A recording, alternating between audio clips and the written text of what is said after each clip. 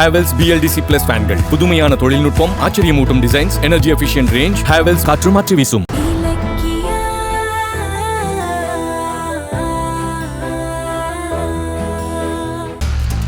கவலைப்படாத அஞ்சலி, அப்படி எதுவும் நடக்காது. எங்க மேல பெர்ஜுரி கேஸ் ஃபைல் பண்றதுக்கு எவிடன்ஸ் வேணுமா? நீ எல்லாம் வரி பண்ணிக்காத. கௌதம் இலக்கியாவை எப்படி டீல் பண்றதுன்னு எங்களுக்கு தெரியும். ஆனா அதே நேரத்துல நாங்க தான் கடத்தணுங்கிறத கார்த்திக்கு தெரியாம பாத்துக்கிறது உன்னோட பொறுப்பம்மா. ஆமா அஞ்சலி, அது மட்டும் தெரிஞ்சது அப்புறம் கார்த்திக் மறுபடியும் பழைய புத்திக்கு மாறி அண்ணா அண்ணின்னு அவங்க பக்கம் சாஞ்சி அந்த வீட்டுக்கே போயிடுவான். அதுக்கப்புறம் இத்தனை நாள் நாங்க கஷ்டப்பட்டதெல்லாம் வீணா போயிடும். நீயும் நடு தெருவுக்கு வந்துருவ, ஜாக்கிரதை. ஐயோ, அது மட்டும் சொல்லாதீங்கம்மா. கௌதம் இலக்கியா கிட்ட இருந்து சொத்தெல்லாம் எங்களுக்கு வந்து நாங்க அந்த வீட்டுக்கு போய் செட்டில் ஆகுற வரைக்கும் ஏன் வாயில இருந்து எந்த ரகசியமும் வெளியில வராது. அதுக்கு நான் கேரண்டி. பாத்தியா, அஞ்சலி புத்திசாலி பொண்ணாச்சே. சரிப்பா, நான் ரூம் போமா, போய் ரெஸ்ட் போ.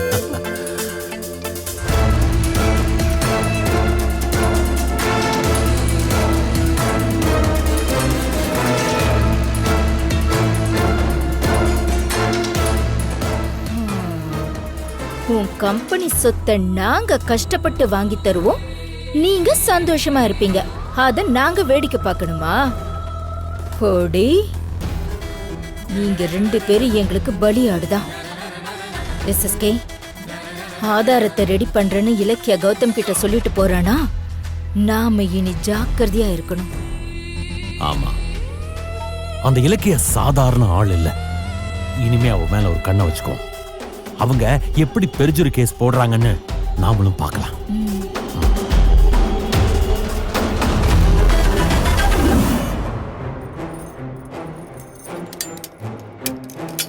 நாகு, நாகு, உன்னை பாக்குறதுக்கு ஒரு லேடி வந்திருக்காங்க. எந்திரிச்சு வா. லேடியா? அது யாரு? யார் சார்? தெருல போய் பாரு, போ.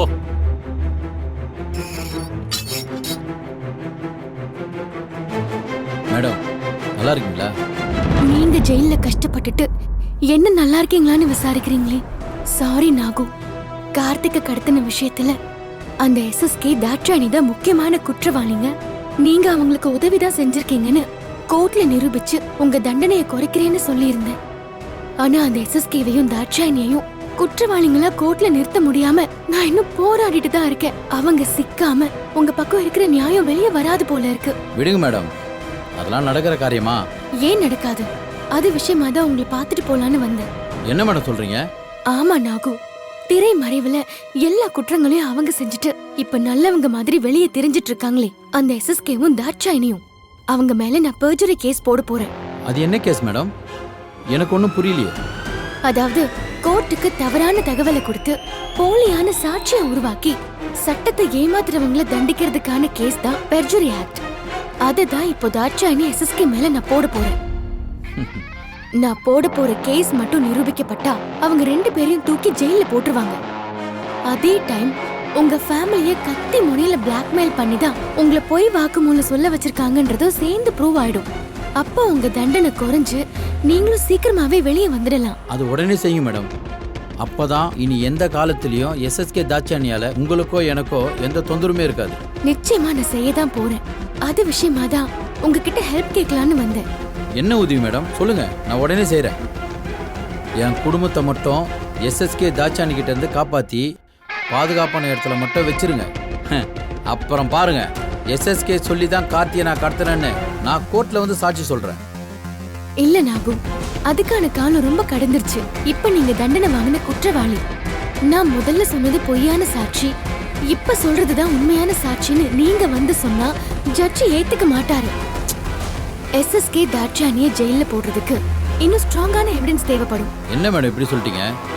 நான் தான் கார்த்தியை கடத்தி கௌதம் சாரை ஜெயில போறதுக்கு முக்கிய காரணமே.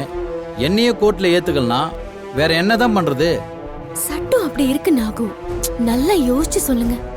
அந்த எஸ்எஸ்கே தாட்சாணிய பெர்ஜுரி கேஸ்ல சிக்க வைக்கிறதுக்கு கார்த்திகை கிட்னாப் பண்ணதுல இருந்து அவனை மறைச்சு வச்ச வரைக்கும் உங்களை தவிர இதுல வேற யாராவது சம்பந்தப்பட்டிருக்காங்களா? கண்டிப்பா யாராவது சாட்சியா இருப்பாங்க. கொஞ்சம் யோசிச்சு சொல்லுங்க.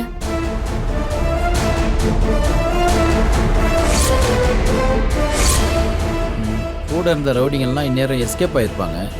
அவங்கள சாட்சி ஆக்க முடியாது. வேற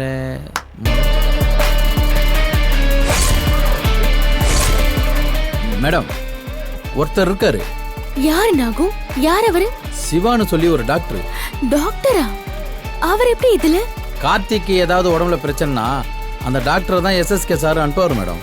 அந்த சிவா டாக்டர் எஸ்எஸ்கேக்கு நம்பிக்கையான ஆளு மேடம். அவரோட ஃப்ராடு வேலைக்கு துணை போகிறது அவரு தான். இப்ப அந்த டாக்டர் எங்க இருப்பாரு? உங்களுக்கு அட்ரஸ் தெரியுமா? தெரியும் மேடம். இளங்கோ நகர் பஸ் ஸ்டாண்டு பக்கத்திலே கிளினிக் வச்சிருக்காரு. அப்படியா? அட்ரஸ் கன்ஃபார்ம் தானே? எஸ்எஸ்கே அனுப்பி நானே நிறைய தடவை அங்கே போயிருக்கேனே. கடைசியாக கூட கார்த்திக் ட்ரீட்மெண்ட் முடிச்சுட்டு அந்த டாக்டரை விட போகிற வழியில தான் நீங்கள் என்னை பார்த்து துரத்துனீங்க. ஞாபகம் இருக்கா மேடம் உங்களுக்கு? ஆமா, ஞாபகம் இருக்கு. அங்கிருந்து ஒரு 1 கிலோமீட்டர் தூரத்தில் தான் இளங்கோ நகர் பஸ் ஸ்டாண்டு இருக்கு. அந்த போர்டில் கூட சிவானு போட்டிருக்கோம். அந்த கிளினிக் தான் மேடம். ரொம்ப தேங்க்ஸ் நாகு. உங்களை நம்பி வந்ததுக்கு ஒரு நல்ல விஷயம் நடந்துச்சு. உடனே நானும் கௌதமும் அந்த டாக்டர் கிட்ட போய் பேசி சரி பார்க்கணும். மேடம். மேடம், அந்த டாக்டர் மட்டும்தான் உங்களுக்கு இருக்கிற ஒரே வழி. அவரை பிடிச்சி எப்படியாவது உண்மையை சொல்ல வைங்க. அவருக்கு எஸ்எஸ்கே தான் கார்த்திகை கடத்தினான்ற விஷயம் நல்லாவே தெரியும். மா டைம் ஆச்சுமா, கிளம்புங்க. சரி நாகு, நான் கிளம்புறேன். உங்க வைஃபுக்கும் குழந்தைக்கும் ஏதாவது உதவி தேவைப்பட்டா எங்களுக்கு ஃபோன் பண்ண சொல்லுங்க. நாங்க கண்டிப்பா ஹெல்ப் பண்றோம். சரிங்க மேடம். நன்றி மேடம். கிளம்புறேன். பாய்.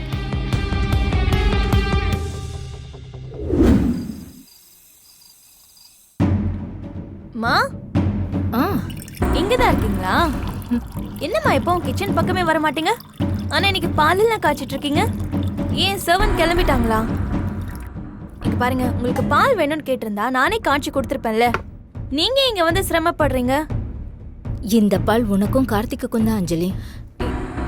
என்ன சொல்றீங்க? நாங்க பால் கேட்கவே இல்லையே. அதுவும் நீங்க போட்டு தரீங்க. ஒண்ணுமே புரியலமா. புரியலையா? ஒரு நிமிஷம் இரு. திரும்ப. அம்மா, திரும்பன்னு சொல்றேன். ஐயோ.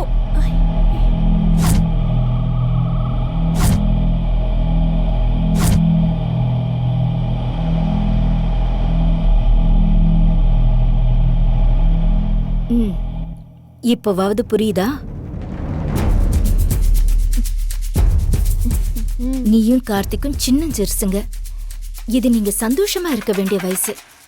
ஆனா அந்த கௌதமும் இலக்கியாவும் உங்களை பாடாப்படுத்தி அந்த சந்தோஷத்தை அழிச்சிட்டாங்க. நீங்க 2 பேரும் ஒன்னா உட்காந்து சிரிச்சு கூட பேச முடியாத அளவுக்கு அவங்க பிரச்சனைக்கு மேல பிரச்சனை உங்களுக்கு கொடுத்துக்கிட்டே இருக்காங்க. உங்களை புரிஞ்சுக்கிறதுக்கு உங்க மாமியாருக்கும் இல்ல அந்த இலக்கியாவுக்கும் அறிவில்லாம இருக்கலாம். ஆனா எனக்கு உங்களை பார்க்கறதுக்கு பாவமா இருக்கு. அதான் என்னால முடிஞ்ச ஒரு ஏற்பாடு. இல்லம்மா, அது வந்து இருக்கிற வேதனையில இதெல்லாம் அவசியமான்னு. இத பாரு, பிரச்சனை இல்லாத வாழ்க்கை ஏது? பிரச்சனை வரும் போகும். ஆனா அதுக்காக நம்மளோட சந்தோஷத்தை இழந்துடக்கூடாதுல்ல. தன்னோட குடும்பம் தன்னை கைவிட்டுடுச்சேன்னு கார்த்திக் வேதனையில இருப்பான். அந்த வேதனைய அப்படியே விட்டுட்டா வாழ்க்கையே வெறுத்து தனிமையில கடந்து கடைசியில உனக்கு ஒரு நல்ல புருஷனாவே இல்லாம போயிடுவான். புருஷன் படுற காயத்துக்கும் வலிக்கும் பொண்டாட்டி தான் அப்பப்ப மருந்தா இருக்கணும். இதெல்லாம் ஜானகி தான் உனக்கு ஒரு அம்மாவா இருந்து இதெல்லாம் புரிய வைக்கணும். ஆனா உங்களுக்கு தான் அந்த குடுப்பனை இல்லையே. பெத்த புள்ளைக்கு சேர வேண்டிய சொத்தை தத்து புள்ள புடுங்கி அனுபவிக்கிறத ஜானகி பார்த்து சந்தோஷப்பட்டுட்டு இருக்கா. இதுல அவங்களோட சொந்த மக மருமகளோட சந்தோஷத்தை பத்தி எங்க கவலைப்பட போறாங்க? உண்மைதாமா. இந்த உலகத்துல எங்களை புரிஞ்சிக்க உங்களை விட்டா வேற யாருமே கிடையாது. எங்களுக்கு தாய்க்கு தாயா இருந்து எங்களை உங்க சொந்த பிள்ளைங்க மாதிரி நடத்துறீங்க. தேங்க்ஸ்மா. அதுக்குள்ள நன்றி சொல்லிட்டா இப்படி? மா, இன்னும் உங்களுக்கு நான் செய்ய வேண்டியது நிறைய இருக்கு.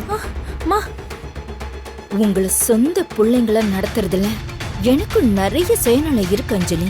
என்னது? பயந்துட்டியா? நீயும் கார்த்திக்கும் எனக்கு மருமகன் ஆயிடுச்சு.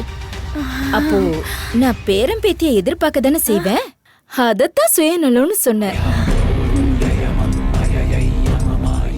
இத பாரு, 2 பேரும் சீக்கிரமா ஒரு குழந்தைய பெத்துக்கங்க. எனக்கும் குழந்தைய கொஞ்சணுங்கிற ஆசை வந்துருச்சு. போங்கம்மா. அட வெக்கத்தை பாரு. சீக்கிரமா ஒரு குழந்தைய பெத்து உங்க வீட்டுக்கு எடுத்துட்டு போங்க. அப்புறம் பாருங்க, உன் மாமியார் அந்த கௌதமி இலக்கியாவையும் மறந்துட்டு உங்களை தலை மேல தூக்கி வச்சு அப்படி கொண்டாடுவாங்க. என்ன சொன்னதெல்லாம் ஞாபகம் இருக்கா? ம்? போ. ம்.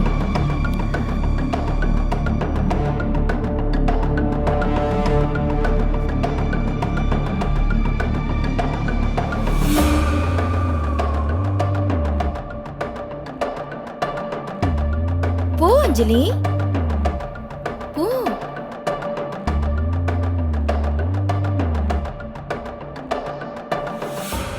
எல்லாம் என் தலை எடுத்து உங்களை நம்ப வச்சு ஏமாத்த எப்படி எல்லாம் நடிக்க வேண்டியதா இருக்கு.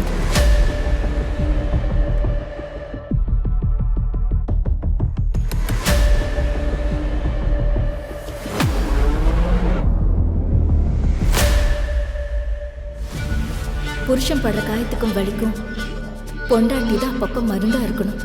இதெல்லாம் ஜானகி தான் அவனுக்கு ஒரு அம்மாவா இருந்து இதெல்லாம் புரிய வைக்கணும். ஆனா உங்களுக்கு தான் அந்த குடுப்பினை இல்லையே. 2 பேரும் சீக்கிரமா ஒரு குழந்தைய பெத்துக்கங்க. எனக்கும் குழந்தைய கொஞ்சணுங்கிற ஆசை வந்துருச்சு.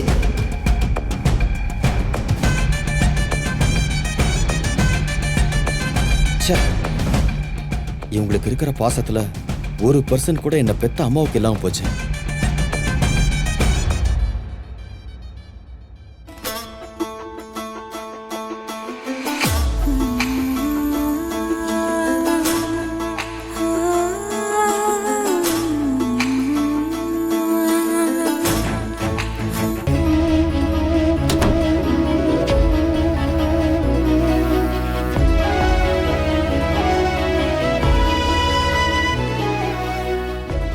இந்தாங்க.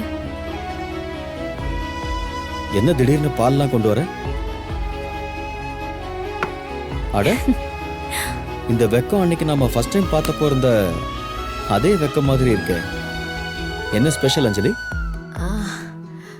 அது தாக்ஷாயணி அம்மா பாலை கொண்டு போய் கார்த்திகிட்ட கொடுன்னு சொன்னாங்க. அதான் கொண்டு வந்தேன். அவ்வளவுதான். தாட்சாயினி ஆண்டி பால் டம்ளர் மட்டும்தான் கொடுத்து அனுப்புனாங்களா இல்ல வேற ஏதாவது சொல்லி அனுப்புனாங்களா? இல்ல, அதெல்லாம் ஒண்ணும் இல்ல. எல்லாம் எனக்கு தெரியும் அஞ்சலி. நீங்க பேசிட்டு இருந்ததை நானும் கேட்டுட்டு தான் இருந்தேன்.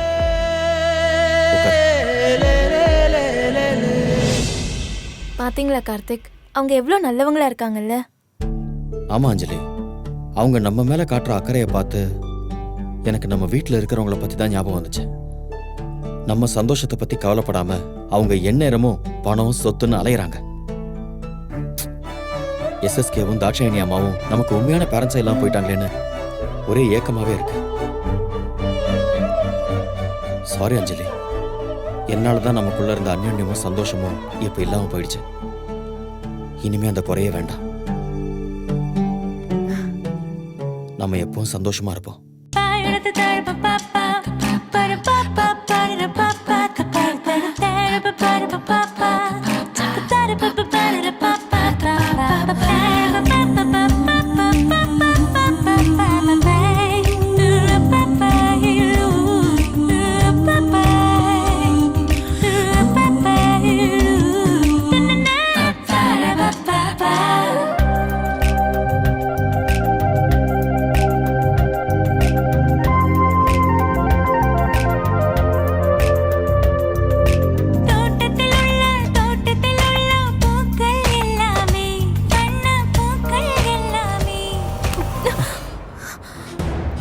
அஞ்சலி, இதெல்லாம் வேணா கார்த்திக்.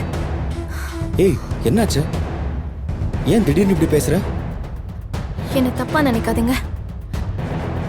நம்ம இந்த வீட்டுல சந்தோஷமா இருக்கிறது எனக்கு பிடிக்கல. ஏன் ஏன் அப்படி சொல்ற? என்னதான் தாட்சாயணி அம்மா நம்ம மேல அக்கறைப்பட்டாலும் இது நம்ம வீடு இல்லையே. நம்ம இங்க அடைக்கலமா தானே வந்திருக்கோம். நமக்கு சொந்தமான சொத்தையும் வீட்டையும் கௌதம் இலக்கியா கிட்ட இழந்துட்டு நமக்கு இந்த சந்தோஷம் அவசியமா? நம்மள வீட்டை விட்டு துரத்திட்டு அவங்க அங்க அதிகாரம் பண்ணிட்டு இருப்பாங்க. அதெல்லாம் மீட்கிறத விட்டுட்டு நாம நம்ம சந்தோஷத்தை பத்தி யோசிச்சுட்டு இருக்கிறது எனக்கு சரியா படல. நம்மளோட சொத்து, பிசினஸ், அதிகாரம் எல்லாம் நம்ம கைக்கு வரணும். அதுக்கப்புறம் உரிமையோட நம்ம சொந்த வீட்டுக்கு போய் ஒன்னா இருக்கிறது தான் உண்மையான சந்தோஷம் நான் நினைக்கிறேன். அது வரைக்கும் நம்ம தனித்தனியாவே இருப்போம். என்ன மன்னிச்சிருங்க.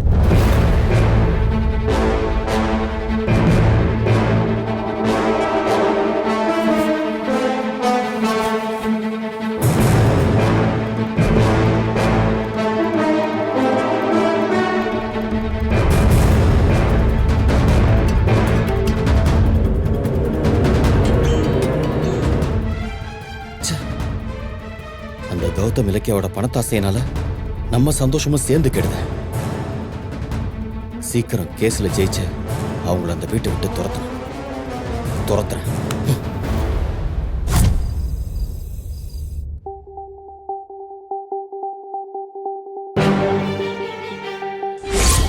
சிவான்னு சொல்லி ஒரு டாக்டர்.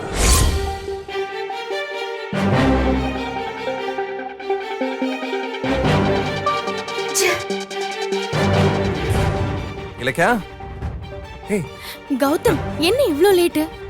நான் ஜெயில இருக்கும்போது நீ போய் ஒரு டெண்டர் எடுத்தல்ல, அந்த ப்ராஜெக்ட் இப்ப எக்ஸிகியூஷன் லெவலுக்கு வந்துருச்சு. அது விஷயமா டிசைன், ப்ளூ பிரிண்ட் எல்லாம் பண்ணிட்டு இருந்தானா நேரம் போனதே தெரியல. 30 கோடியில ஆரம்பிச்ச அந்த ப்ராஜெக்ட இப்ப எக்ஸ்டெண்ட் பண்ணி பெரிய மால் கட்டலாம்னு டிசைட் பண்ணிருக்காங்க. அத நம்ம கட்டி முடிச்சா நமக்கு நல்ல பேர் கிடைக்கும். கௌதம், டிஃபன் செஞ்சு வச்சு எவ்வளவு நேரமா வெயிட் பண்ணிட்டு இருக்கேன் தெரியுமா? போய் ரிஃப்ரெஷ் ஆயிட்டு வா. இரு ஜானு, நான் வரேன். ஆமா, என்ன ஆபீஸ் போக சொல்லிட்டு ஏதோ வேலை இருக்குன்னு போனீங்க, எங்க போன? அது சொல்றதுக்கு தான் உங்களுக்காக வெயிட் பண்ணிட்டு இருக்கேன். அந்த எஸ்எஸ்கே மேல பெர்ஜுரி கேஸ் போடுறதுக்காக வக்கீல் ஆதாரம் கேட்டிருந்தாங்கல்ல, அதை தேடி கண்டுபிடிக்க தான் போனேன். போனதுக்கு பலனா ஒரு சூப்பரான ஆதாரத்தையும் ரெடி பண்ணிட்டேன். ஆதாரமா? என்ன ஆதாரம்? என்ன சொல்ற? அப்படி என்ன ஆதாரத்தை ரெடி பண்ண? சிவான்னு ஒரு டாக்டர், அவர் எஸ்எஸ்கேவோட ஆளு. அவர் தான் நம்ம கார்த்திகை கடத்தி வச்சிருந்தப்போ அவனுக்கு ட்ரீட்மெண்ட் பண்ணவரா. இலக்கியா, நீ சொல்றதெல்லாம் உண்மையா? ஆமா அத்தை, அந்த டாக்டர் புடிச்சு நம்ம பக்கம் இழுத்தோன்னு வைங்க, அந்த எஸ்எஸ்கே ஜெயிலுக்கு போறது கன்ஃபார்மா உறுதி. ஆமா, இதை யாரும் உனக்கு சொன்னா? நாகு தான் சொன்னாரு. நாகுவா? நாகுவா? ஆமா கௌதம், வக்கீல் ஆபீஸ்ல இருந்து நேரா ஜெயிலுக்கு போய் நாகுவ பார்த்தேன். அப்பதான் அவரு டாக்டரை பத்தி சொன்னாரு. அவனை மறைச்சு வச்ச வரைக்கும் உங்களை தவிர இதுல வேற யாராவது சம்பந்தப்பட்டிருக்காங்களா? சிவான்னு சொல்லி ஒரு டாக்டர். இப்ப அந்த டாக்டர் எங்க இருப்பாரு? உங்களுக்கு அட்ரஸ் தெரியுமா? இளங்கோ நகர் பஸ் ஸ்டாண்ட் பக்கத்திலே கிளினிக் வச்சிருக்காரு. சூப்பர் இலக்கியா, இந்த டாக்டர் உண்மையிலே செமையான எவிடன்ஸ் தான். ஆமா கௌதம், கார்த்திக் உடம்பு சரியில்லாம போனப்போ அந்த சிவா டாக்டர் தான் வந்து ட்ரீட்மெண்ட் பண்ணதா நாகு சொன்னாரு. இந்த டாக்டரை மட்டும் கோர்ட்டு கூட்டிட்டு போய் உண்மையை சொல்ல வச்சோம், எஸ்எஸ்கே கம்பி என்றதை யாராலையும் தடுக்க முடியாது. ஐயோ, இவ இருக்கிற வேகத்தை பார்த்தா எஸ்எஸ்கே மாட்டிக்குவார் போல இருக்கே. ஆனா ஒரு சின்ன சிக்கல், அந்த டாக்டர் எஸ்எஸ்கே ஓட ஆளு, அவர் எப்படி நமக்கு சப்போர்ட் பண்ணுவாரு? அவனோட கன்னத்துல 4 அறை விட்டா சப்போர்ட் என்ன சப்போர்ட், சரண்டரே ஆயிடுவான். என் புள்ளைய அவ்வளோ கஷ்டப்படுத்தின அந்த எஸ்எஸ்கே கண்டிப்பா ஜெயிலுக்கு போய் தான் ஆகணும். இலக்கியா, அந்த டாக்டர் எங்க இருக்கான்னு சொல்லு, நானும் உன் கூட வரேன். அப்படியே மூட்டை பூச்சி நசுக்கிற மாதிரி நசுக்கி நானே அவனை உண்மையை சொல்ல வைக்கிறேன். இளங்கோ நகர் இருக்குல்ல, வாங்க பாரு.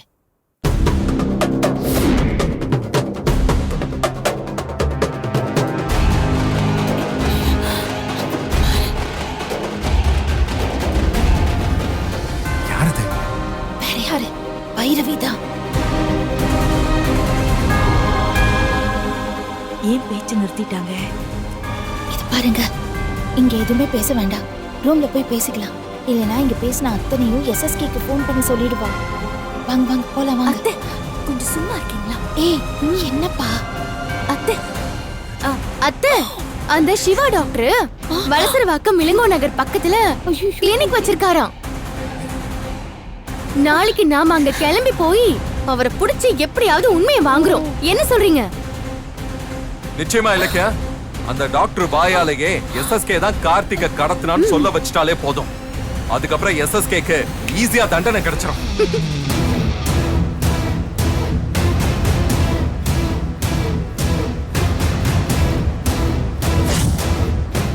இந்த வீடியோ உங்களுக்கு பிடிச்சிருந்தா லைக் பண்ணுங்க, கமெண்ட் பண்ணுங்க அண்ட் ஷேர் பண்ணுங்க.